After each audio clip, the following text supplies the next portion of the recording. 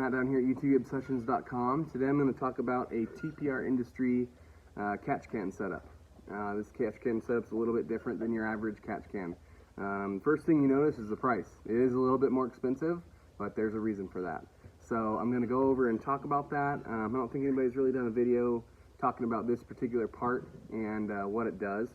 So we'll start with the can itself.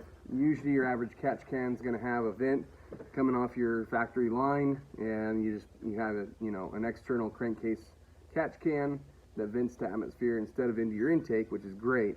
It's got a drain on it that you can drain your oil and fuel water vapor out of. If you're on E85, you've probably seen that you get a ton of like clear fuel, which is the vapor that comes up into the catch can and collects there, but you also get quite a bit of oil out. TPR has gone about it a little bit different. This is a dual chamber design. You can kind of see over here in the back where they would kind of split it.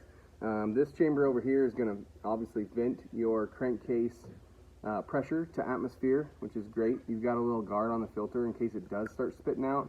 It's not going to get over everything. And then also it's got a drain to drain out that fuel, water, vapor buildup over in here. It's going to be your watery, clear alcohol stuff that comes out of the crankcase. Over here, it's going to grab your oil and drain it back into your crankcase with this massive dash 16 line back into their billet block. So we'll move on to that billet block now. What TPR has found that the factory crankcase vent little kind of breather block in the front of the motor underneath your oil filter is too close to the oil level and the oil pan, so it spits out a lot of oil and gets it back into your intake on a stock setup. So if you're running more boost like we are, you're going to have a lot of oil spit out of your blow-by tube or your crankcase vent tube into your intake or your catch can. They've redesigned this a little bit to avoid that. They've also come up with just a beautiful piece here that bolts to the front of your motor. It's got, looks like an auxiliary maybe drain if you wanted to drain a second turbo or something else into that. It's got obviously your dipstick output and then your big old dash 16 line that comes off. This is going to breathe and it's going to drain oil back into your crankcase, so you're not losing a bunch of oil. Razors have a terrible problem where a lot of them blow up because they lose a little bit of oil, mostly because it pushes out of the catch can even though you check it often, and it's kind of unavoidable. We blew one up in Glamis this year, racing a guy in Oldsmobile a couple times, and the thing came apart. Lost a main bearing on the mag side, which is the first place that sounds like loses oil on most Razor motors, and ended up spitting some pieces out the side of the case. So gave us a good excuse to buy a D&M stage 3 motor. Not always the most convenient thing to buy though.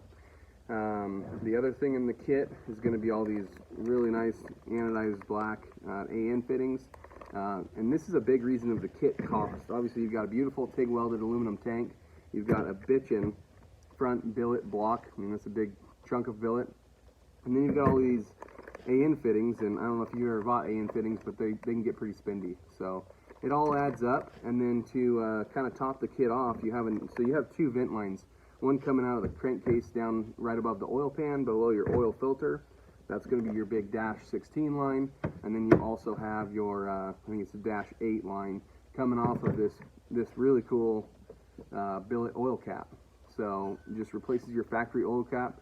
It works in the TPR Industry billet valve cover or your stock valve cover, and it's got a fitting coming off of it, another AN fitting with some other fittings, with all the line provided that you need to make it over to your catch can. This usually mounts on the back firewall behind the driver's seat, basically, or the rear, your driver's side seat. So if you have any questions, or if you're wanting to purchase one of these, we've got them here at UTV Obsessions, and we can help you with any of your performance needs on your Polaris Razor, Can-Am, pretty much any of them. We kind of specialize in those two, but we are here and glad to help. If you have any more questions or want to see installed pictures, I'll have this thing installed later today, and we can help in any way. Thanks for listening.